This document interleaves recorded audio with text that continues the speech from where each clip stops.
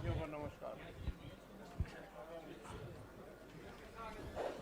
आज की प्रेस वार्ता में सब साथियों का स्वागत है। आज आपके बीच भारतीय जनता पार्टी और जजपा गठबंधन की जो प्रेस कॉन्फ्रेंस हम नियमित करते हैं, डॉक्टर केसी वांगड़ जी आपसे बहुत परिचित चेहरा हैं।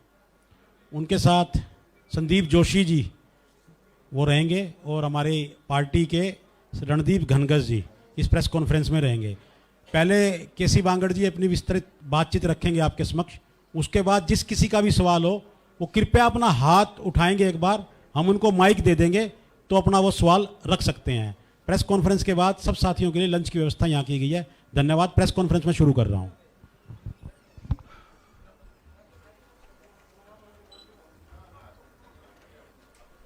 सभी साथियों का स्वागत है और आपका धन्यवाद करता हूं कि आप इस कॉन्फ्रेंस में आने के लिए आपने समय निकाला। आज की जो मुख्य बात है वो चुनाव प्रचार शुरू हो चुके हैं और गांव-गांव जा कर के हमारे प्रत्याशी पहलवान योगेश्वर दत्त जी ने वोट मांगनी शुरू की है। हम भी उनके साथ थे। गांव से बड़ा अच्छा रिस्पांस मिला। 2 गांव में कवर करके आया हूं और लोगों से अप्रत्याशित सपोर्ट मिली और इसके बारे में दोनों पार्टियां मिलकर के, दोनों पार्टियों के नेता, दोनों पार्टियों के कार्यकर्ता मिलकर के इन गांव की सभाओं का आयोजन कर रहे हैं और आने वाले समय में पार्टी के दोनों पार्टियों के बड़े नेता भी इस अभियान में शामिल होंगे। कल डॉक्टर अजय सिंह चौटाला जी आए थे, आप सब लोगों ने उन्हें कवर भी किया था। उनका एक मुख्य संदेश आज हम अपने सभी कार्यकर्ताओं के बीच में लेकर के जा रहे हैं। उन्होंने कहा था कि ये मानना कि अजय सिंह चौटाला चुनाव लड़ रहा है, सभी कार्यकर्ता ये मान करके प्रयास करें, प्रयत्न करें और गठबंधन के उम्मीदवार को भारी मतों से जिताने में जननायक जनता पार्टी का भी एक एक कार्यकर्ता इसमें सहयोगी होगा और दिन रात मेहनत करके हम योगेश्वर दत्त को सफल बनाने में अहम भूमिका निभाएंगे। कोई आपका सवाल हो?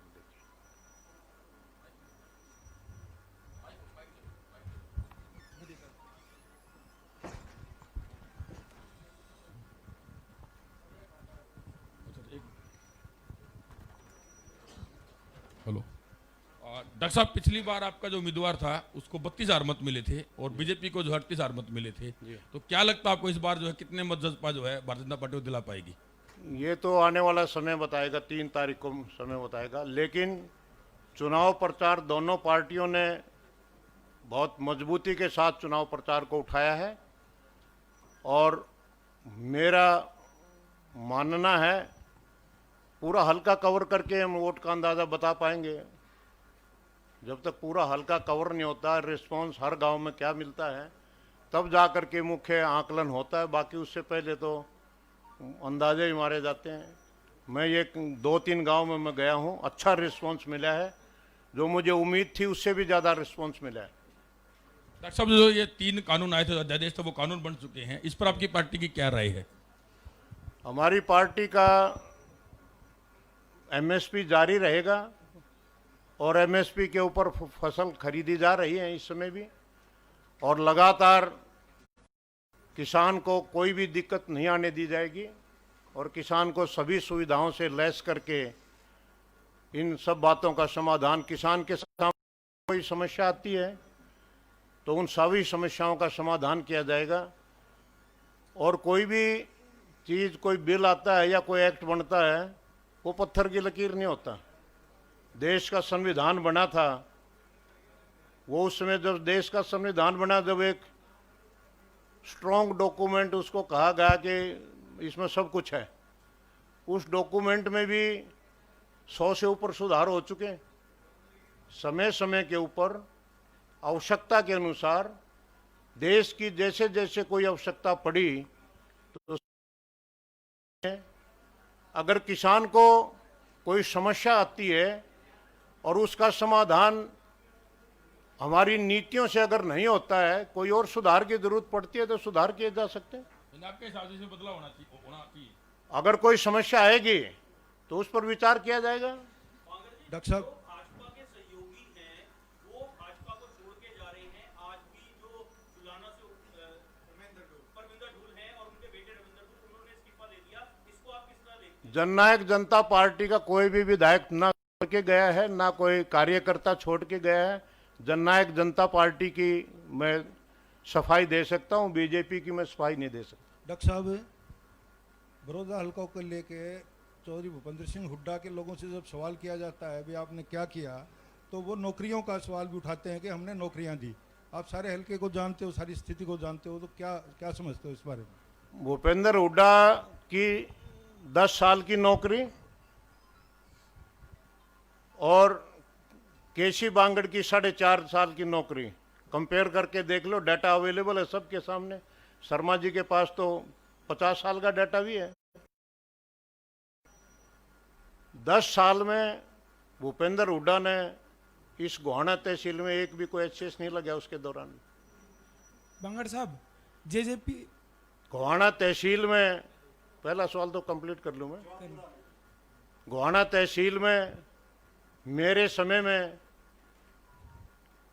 दर्जनों एचसीएस लगे थे, सैकड़ों की संख्या में गस्टेड अफसर लगे थे, और भूपेंद्र हुड्डा के टाइम पर ना कोई गस्टेड अफसर लगा, ना कोई एचसीएस लगा, ना कोई अलाइड का लगा। तो कहाँ नौकरी लगे बताओ? और कोई? हाँ बताओ। जेजेपी और बीजेपी गठबंधन से चुनाव लड़ रहे हैं, बड़ौदा उपचुनाव जी, लेकिन आपके पीछे जो फ्लैक्स है जेजेपी का निशान भी और जेजेपी पार्टी का रंग भी यहाँ से गायब ये है। जो इसके शिकायत बारे आप में कर क्या रहे हो कहेंगे? ये मैंने भी की है, ये शायद जल्दी चेंज हो जाएगा। अभी 5 मिनट पहले करके आया हूँ शिकायत में भी। डॉक्टर साहब, 2 चुनाव इस अंतराल के अंदर हुए हैं, दोनों के अंदर बहुत ही अलग अलग मत हमने जो देखा है बहुत ही अलग हुआ है। 2019 का चुनाव जो नॉर्मल चुनाव हुआ था और आज जो उपचुनाव हो रहा है, उन दोनों के अंदर 2019 के चुनाव में आप इतने उत्तेजित नहीं थे चुनाव के लिए, लेकिन 2019 के उपचुनाव में आप अधिक उत्तेजित थे। क्या आप 2019 के चुनाव के अंदर इसलिए उत्तेजित नहीं थे? क्या जेजेपी पार्टी इतना बड़ा स्कोर कर पाएगी? 2019 में उत्तेजित नहीं था जी, मैं तो सारा चुनाव ही मैंने लड़ा था, हर गांव में। शायद आप बच्चे थे, आपने ध्यान नहीं किया होगा। मैं कवर कर रहा था। हर गांव में वोट मांगने वाला ही मैं था, दूसरा तो कोई था ही नहीं। सर, 2019 का जो चुनाव हुआ था उसके अंदर आपने कहा था कि पूरे हरियाणा का चुनाव देखना है। अब की बार आप बड़ौदा के ऊपर ज्यादा ही कुछ उपेक्षाएं लगाए हुए थे। पूरा गांव कवर करके, पूरा हल्का कवर करके, चम्मन पिछले 2019 के चुनाव में चम्मन गांव कवर करने के बाद और 20 गांव गोहाना हल्के के कवर करने के बाद 27 विधानसभाओं में मैं और भी गया था। मैं पार्टी का स्टेट लेवल का पदाधिकारी हूं और पार्टी को खड़े करने में 3-4 हम उस समय लीडर थे और हमने सारा हरियाणा में वोट भी मांगनी थी, लेकिन बड़ौदा हल्के के चम्मन गांव में झोली फैला करके वोट केसी बांगड़ ने मांगे थे। डॉक्टर साहब, आप कह रहे हैं कि ये सर कि हुड्डा के टाइम पे नौकरियां कम लगे थे, अच्छे कम लगे हैं, और आपके टाइम पे ज़्यादा लगे हैं, कि उस टाइम के पे युवाओं में काबिलियत कम थी, आपके टाइम पे ज़्यादा थी, या सिस्टम में सुधार हुआ सर? जो अब नहीं लग पा रहे हैं इस तरह से। सिस्टम में सुधार हुआ था, सिस्टम में सुधार हुआ था, और कई बार आंख मीचने में और आंख खोलने में फर्क हो जाता है। हुड्डा जी कहते हैं ना, एक आंख मेरी रोत कर, एक आंख मेरी सोनीपत है। जब वो बोलते हैं, उनको गोहाना के बड़ौदा के हल्के के लोगों से जब वोट लेनी होती है तब तो दोनों आंखें खुल जाती हैं, और जब कोई देने की बात आती है, जब हमारे वाली आंख ऐसे बंद हो जाती है, सोनीपत वाली। ये उन्होंने प्रूव करके दिखाया है। 10 साल में उन्होंने ये सिद्ध करके दिखाया है कि बड़ौदा और गोहाना का उनका घर नहीं, घेर भी कौन समझा उन्होंने, घर की तो बात दूसरी है। घर में घेर में फर्क समझते हो आप? भूपेंद्र हुड्डा ने गोहाने और बड़ौदे को कभी घर की दबात दूर घेर भी नहीं समझा कभी। डॉक्टर साहब पंजाब की कैप्टन अमरिंदर सरकार ने कृषि बिल पेश किया है अभी कुछ देर पहले ही। है जी, कहाँ से बोल रहे हैं सुने? हाँ, कृषि बिल पेश किया कैप्टन अमरिंदर सरकार ने, उसमें एमएसपी से कम कीमत पर फसल खरीदने वाले को 5 साल की जेल का। अमरिंदर सिंह जी ने तो पानी का भी बिल पास किया था। अगर हम कोई भी पानी कहीं पर भी नहीं देंगे, वो सुप्रीम कोर्ट ने और केंद्र की सरकार ने ध्वस्त कर दिया। जिस तरह से ये चीप पॉपुलरिटी लेने के लिए, लोगों को बरगलाने के लिए जो गैर कानूनी जो इस तरह की बिल पास करता है या कानून बनाता है, वो सुप्रीम कोर्ट ने पहले भी ध्वस्त किए हैं इसके, और आगे भी ध्वस्त होंगे। डॉक्टर साहब कल आपकी पहले जो इनेलो पार्टी में थे डॉक्टर कपूर, वो एक मजबूत कैंडिडेट के तौर पे उन्होंने चुनाव लड़ा 2 बार, और अब कल उन्होंने कांग्रेस के प्रत्याशी के समर्थन में अपना नामांकन वापस ले लिया है। इससे क्या लगता है कि कांग्रेस मजबूत हुई है? इनेलो में नहीं थे वो। इनेलो के बाद तो जेजेपी में आ गए, जेजेपी के बाद बीजेपी में आ गए, बीजेपी के बाद कांग्रेस में आ गए। हाँ सर। जहां 18 साल पहले उनके पिताजी थे वो वहीं पहुंच गए। 360 डिग्री, पूरा 360 डिग्री का एंगल घूम गया। तो जो आदमी 360 डिग्री घूम जाए उसका कोई अस्तित्व नहीं बचता। ठीक। बांगड़ जी, आपके जो नाराज विधायक हैं, जो इस तीनों अध्यादेशों से नाराज हैं, दादा गौतम की बात करूं, बबली जी की बात करूं, या फिर अभी जिन्होंने अपना पद जो है वो छोड़ दिया जब चेयरमैनशिप दी गई, क्या उनमें से कोई यहाँ पर प्रचार करने तीनों आएगा? हमारे 10 के 10 विधायकों का किसी का भी कोई बयान नहीं है कि कोई विधेयकों से नाराज है। दादा गौतम ने भी कभी बयान नहीं दिया कि वो विधेयकों से नाराज है। क्या वो यहाँ प्रचार के लिए आएंगे? 10 के 10 विधायक दुष्यंत चौटाला जी के साथ खड़े हैं। 10 के 10 विधायक जननायक जनता पार्टी और चाबी के निशान के ऊपर जीते हुए विधायक चाबी के निशान के साथ खड़े। कोई भी विधायक बगावत पर नहीं है। सर, यहाँ प्रचार के लिए आएंगे वो? मेरा सीधा सवाल है। सर सभी आएंगे। किसी और साथी का कोई सवाल हो तो?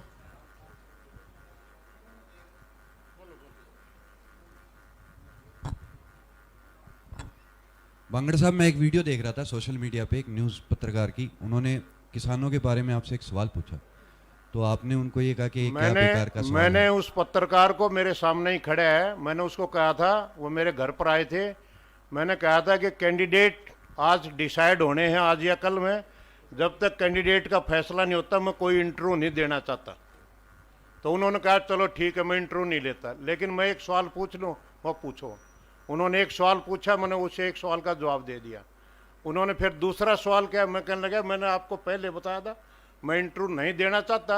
जैसे उन्होंने दूसरा सवाल किया मैंने माफ़ी मांग ली, मैं आपको इंटरव्यू नहीं देना चाहता।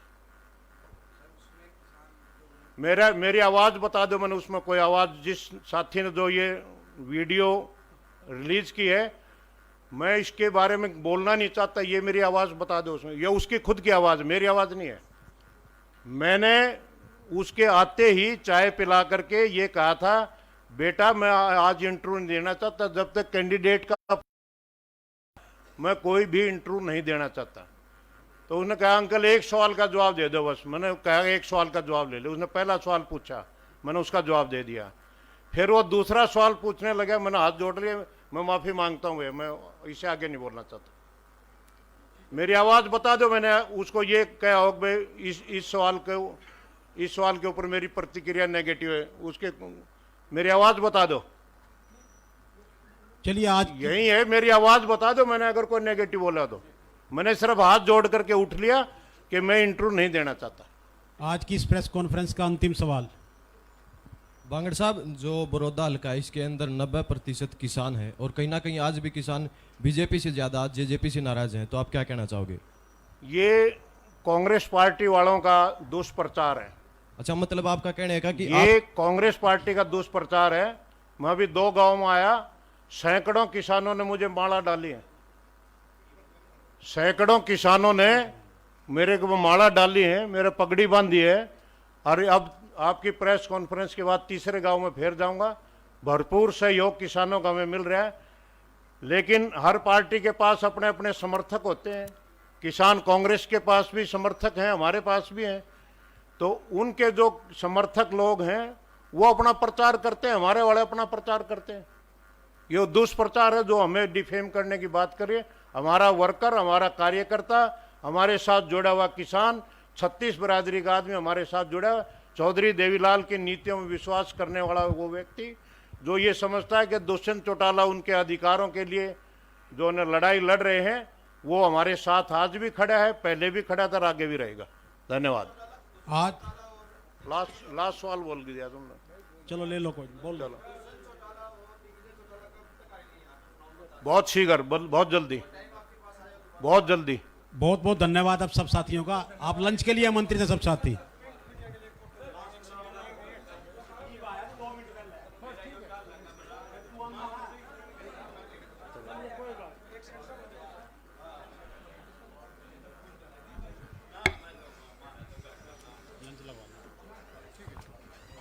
Thank you.